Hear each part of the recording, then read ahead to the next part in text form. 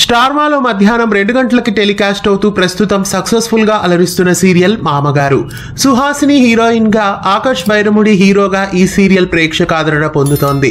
Shri Shivasai visuals banner పైన సుహాసిని సొంత నిర్మాణ సంస్థలో ఈ సీరియల్ ని లాంచ్ చేశారు. ఈ సీరియల్ మొదట సాయంత్రం 6:30 గంటలకి టెలికాస్ట్ అయి తదుపరి మధ్యాహ్నం 1 గంట స్లాట్ కి షిఫ్ట్ అయింది. ప్రస్తుతం మధ్యాహ్నం 2 గంటల స్లాట్ లో ఈ సీరియల్ ప్రేక్షకులని అలరిస్తోంది. రీసెంట్ గా మామగారు సీరియల్ ట్రాక్ ని మార్చేసి పిల్లల్ని పెద్దవాళ్ళని చేసి కథని కొనసాగిస్తున్నారు. అయితే కథలో ఇంకా అన్ని నిజాలు బయటపడాల్సి ఉంది. ప్రస్తుతం మామగారు సీరియల్ కి శుభం కాటు వేయబోతున్నారు. మామగారు సీరియల్ ఆఖరి రోజు క్లైమాక్స్ షూట్ కూడా పూర్తయిపోయింది. మరికొన్ని రోజుల్లో స్టార్మాలో మామగారు సీరియల్ క్లైమాక్స్ ఎపిసోడ్ ప్రేక్షకుల ముందుకు రాబోతోంది.